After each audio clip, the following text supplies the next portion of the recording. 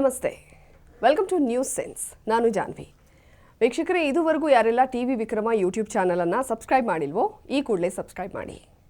ವೀಕ್ಷಕರೇ, ಮೋದಿಜಿ ಹೇಳಿದ್ದು ಅಬ್ ಕಿ ಬಾರ್ 400 ಪಾರ್ ಅಂತ, ಅಂದರೆ ಈ ಸಲ 400 ಸೀಟ್ ದಾಟ್ತೀವಿ ಅಂತ. ಆದರೆ ಚುನಾವಣಾ ಪೂರ್ವ ಸಮೀಕ್ಷೆಗಳು ಮೋದಿಜಿ ಲೆಕ್ಕಾಚಾರನೂ ಮೀರಿ ರಿಸಲ್ಟ್ ಹೇಳ್ತಾ ಇವೆ. ಎಸ್, ನ್ಯೂಸ್ 18 ಮಾಡಿರೋ ಮೆಗಾ ಸರ್ವೆ ಹೇಳ್ತಾ ಇದೆ NDA ಈ ಸಲ 411 ಸೀಟ್ ಗೆದ್ದು ದಾಖಲೆ ಬರೆಯುತ್ತೆ ಅಂತ. ನ್ಯೂಸ್ 18 ನೀಡಿರೋ ಈ ಮೆಗಾ ಸರ್ವೆ ಸದ್ಯಕ್ಕೆ ದೇಶಾದ್ಯಂತ ಒಂದು ಸಂಚಲನವನ್ನು ಮೂಡಿಸಿದೆ. ಎದುರಾಳಿ ಪಕ್ಷದ ಆತ್ಮವಿಶ್ವಾಸಕ್ಕೆ ಭಾರಿ ದೊಡ್ಡ ಕೊಡಲಿ ಪೆಟ್ಟನ್ನು ಸಹ ನೀಡಿದೆ. ಎಸ್, BJP 350, NDA ಕೂಟದ ಮಿತ್ರಪಕ್ಷಗಳು 61, ಒಟ್ಟು NDA 411 ಸೀಟ್. ಅದೇ ರೀತಿ ಕಾಂಗ್ರೆಸ್ 49, ಕಾಂಗ್ರೆಸ್ನ ಮಿತ್ರಕೂಟ 56, ಒಟ್ಟು 105. ಇದು ನ್ಯೂಸ್ 18 ನಡೆಸಿರೋ ಮೆಗಾ ಸಮೀಕ್ಷೆಯ ರಿಸಲ್ಟ್. ವೀಕ್ಷಕರೇ, 1984 ಇಂದಿರಾ ಗಾಂಧಿ ಹತ್ಯೆ ನಂತರ ನಡೆದ ಚುನಾವಣೆಯಲ್ಲಿ ದೇಶ ಇಂಥದ್ದೊಂದು ರಿಸಲ್ಟ್ ನೋಡಿತ್ತು. ಐತಿಹಾಸಿಕ ಅನ್ನೋ ಹಾಗೆ 400ಕ್ಕೂ ಹೆಚ್ಚು ಸೀಟ್ ಗಳಿಸಿತ್ತು ಕಾಂಗ್ರೆಸ್ ಮೈತ್ರಿಕೂಟ. ಇನ್ಫ್ಯಾಕ್ಟ್ ಆಗ ಕಾಂಗ್ರೆಸ್ದೇ ಸಿಂಹಪಾಲು. ಇಂದಿರಾ ಹತ್ಯೆಯ ಸಿಂಪತಿ ಅಲೆ ದೊಡ್ಡ ಮಟ್ಟದಲ್ಲಿ ಕಾಂಗ್ರೆಸ್ ಪಕ್ಷನ ಗೆಲ್ಲಿಸಿತ್ತು. ರಾಜೀವ್ ಗಾಂಧಿ ಬದುಕಿರೋ ತನಕ ಕೇಂದ್ರದಲ್ಲಿ ಕಾಂಗ್ರೆಸ್ಗೆ ಎದುರಾಳಿ ಇರಲೇ ಇಲ್ಲ ಅನ್ನೋ ಸತ್ಯವನ್ನು ಒಪ್ಕೊಳ್ಳೇಬೇಕು ಬಿಡಿ. ಆದರೆ ಈಗ ಕಾಲ ಬದಲಾಗಿದೆ, ದೇಶ ಬದಲಾಗಿದೆ. ಅವತ್ತು ಕಾಂಗ್ರೆಸ್ ನೋಡ್ತಾ ಇದ್ದ ನಂಬರ್ಗಳನ್ನು ಈಗ BJP ನೋಡ್ತಾ ಇದೆ. ಇಡೀ ದೇಶ ಮೋದಿ ಅಲೆಯಲ್ಲಿ ತೇಲ್ತಾ ಇದೆ. ಅಭಿವೃದ್ಧಿ ಆಧಾರದ ಮೇಲೆ ನಡೆಸ್ತಾ ಇರೋ ರಾಜಕಾರಣವನ್ನು ಗೌರವಿಸ್ತಾ ಇದೆ. ವೀಕ್ಷಕರೇ, ಇತ್ತೀಚೆಗೆ ಪೊಲಿಟಿಕಲ್ ಸ್ಟ್ರಾಟಜಿಸ್ಟ್ ಪ್ರಶಾಂತ್ ಕಿಶೋರ್ ಹೇಳಿದ್ದ ಎರಡೂ ಭವಿಷ್ಯಗಳು ನಿಜ ಆಗುತ್ತೆ ಅಂತ ಪ್ರೀ-ಪೋಲ್ ಸಮೀಕ್ಷೆಗಳಿಂದ ಖಚಿತ ಆಗ್ತಾ ಇದೆ. ತಮಿಳುನಾಡಲ್ಲಿ BJPಗೆ ವೋಟ್ ಶೇರ್ ಮತ್ತು ಸೀಟ್ಗಳ ಸಂಖ್ಯೆ ಹೆಚ್ಚಾಗುತ್ತೆ ಅನ್ನೋ ಭವಿಷ್ಯವನ್ನು ಪ್ರಶಾಂತ್ ನುಡಿದಿದ್ದಾರೆ. ಅದೇ ರೀತಿ ಪಶ್ಚಿಮ ಬಂಗಾಳದಲ್ಲಿ TMC ಈ ಬಾರಿ ದೊಡ್ಡ ಮಟ್ಟದಲ್ಲಿ ಮತಗಳನ್ನು ಕಳ್ಕೊಳ್ಳುತ್ತೆ, BJP ಮೇಲುಗೈ ಸಾಧಿಸುತ್ತೆ ಅನ್ನೋ ಭವಿಷ್ಯವನ್ನು ಪ್ರಶಾಂತ್ ಹೇಳಿದ್ದಾರೆ. ಈಗ ಸಮೀಕ್ಷೆ ಕೂಡ ಅದನ್ನೇ ಹೇಳ್ತಾ ಇದೆ.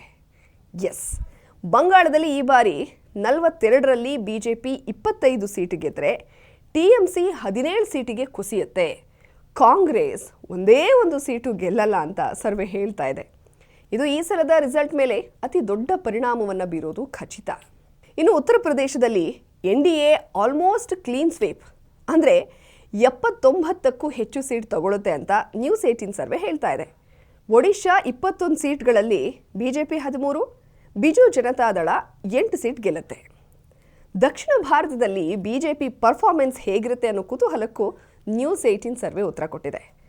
ಆಂಧ್ರ, ಕೇರಳ, ಕರ್ನಾಟಕ, ತಮಿಳುನಾಡು, ತೆಲಂಗಾಣ ಈ 5 ರಾಜ್ಯಗಳಿಂದ BJP 57 ಸೀಟ್ ಗೆದ್ದು ಬರಲಿದೆಯಂತೆ. ಅಂದರೆ 2019ರಲ್ಲಿ ದಕ್ಷಿಣದ ಕಾಂಟ್ರಿಬ್ಯೂಷನ್ 29, ಈ ಸಲ ಅದು ಡಬಲ್ ಆಗುತ್ತೆ ಅನ್ನೋದು ಭವಿಷ್ಯ.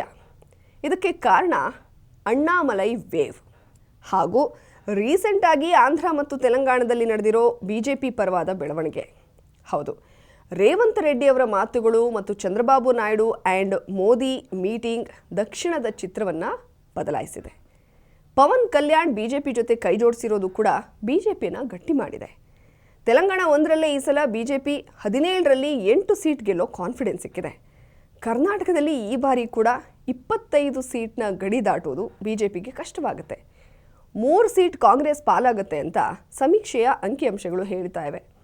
ಕರ್ನಾಟಕದಲ್ಲಿ BJP ಕಳ್ಕೊಳ್ಳೋ ಆ 3 ಸೀಟ್ ಯಾವುದು ಅನ್ನೋ ಕುತೂಹಲಕ್ಕೆ ಬಹುಶಃ ಎರಡೂ ಪಕ್ಷಗಳು ಟಿಕೆಟ್ ಅನೌನ್ಸ್ ಮಾಡಿದ ಮೇಲೆ ತೆರೆ ಬೀಳಬಹುದು.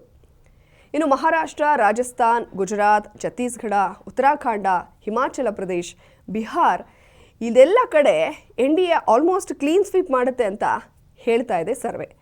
ದೆಹಲಿ, ಹರಿಯಾಣ ಕೂಡ BJP NDA ಪಾಲಾಗುತ್ತೆ ಅನ್ನೋದು ಸರ್ವೆ ನೀಡ್ತಾ ಇರೋ ರಿಸಲ್ಟ್.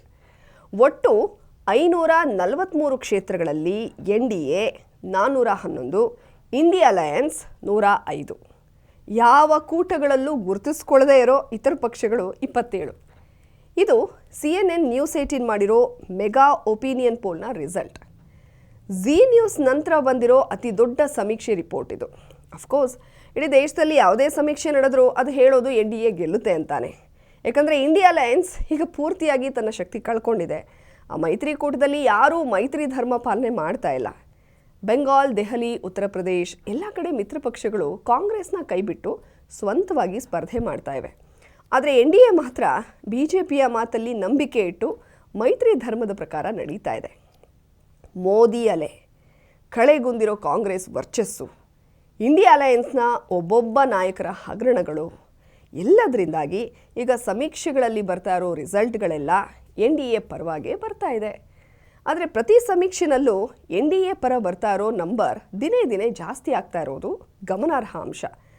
ಝೀ ನ್ಯೂಸ್ 377 ಅಂದಿತ್ತು, ಈಗ ನ್ಯೂಸ್ 18 411 ಅಂತ ಹೇಳ್ತಾ ಇದೆ. ನಾಳೆ ಚುನಾವಣೆ ಅನೌನ್ಸ್ ಆದಮೇಲೆ ಶುರುವಾಗೋ ಸೀರೀಸ್ ಆಫ್ ಸರ್ವೆಗಳು ಇನ್ನೂ ಏನು ರಿಸಲ್ಟ್ ಕೊಡ್ತವೆ ಅಂತ ಕಾದು ನೋಡಬೇಕು. ನ್ಯೂಸ್ ಸೆನ್ಸ್ ನಿಮಗೆ ಇಷ್ಟ ಆಗಿದ್ರೆ ಲೈಕ್ ಮಾಡಿ, ಶೇರ್ ಮಾಡಿ, ಕಮೆಂಟ್ ಮಾಡಿ. ನೀವಿನ್ನೂ ನಮ್ಮ TV ವಿಕ್ರಮ ಚಾನಲ್ಗೆ ಸಬ್ಸ್ಕ್ರೈಬ್ ಮಾಡಿಲ್ಲ ಅಂದರೆ ಈ ಕೂಡಲೇ ಸಬ್ಸ್ಕ್ರೈಬ್ ಮಾಡಿ. ಇದಾಗಿತ್ತು ಇವತ್ತಿನ ನ್ಯೂಸ್ ಸೆನ್ಸ್. ನೋಡ್ತಾ ಇರಿ TV ವಿಕ್ರಮ, ದೇಶ ನಿಮ್ಮ ಕೈಯಲ್ಲಿ, ಅಂದರೆ ನಮ್ಮೆಲ್ಲರ ಕೈಯಲ್ಲಿ.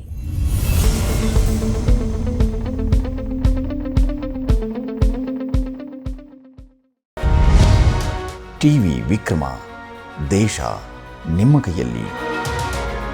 ಈ ಕಾರ್ಯಕ್ರಮ ನಿಮಗೆ ಇಷ್ಟ ಆಗಿದ್ದಲ್ಲಿ ಲೈಕ್, ಶೇರ್ ಹಾಗೂ ಕಮೆಂಟ್ ಮಾಡಿ. TV ವಿಕ್ರಮದ ಕಾರ್ಯಕ್ರಮಗಳನ್ನು ನಿರಂತರವಾಗಿ ವೀಕ್ಷಿಸಲು ಸಬ್ಸ್ಕ್ರೈಬ್ ಮಾಡಿ, ಬೆಲ್ ಐಕನ್ ಒತ್ತಿ.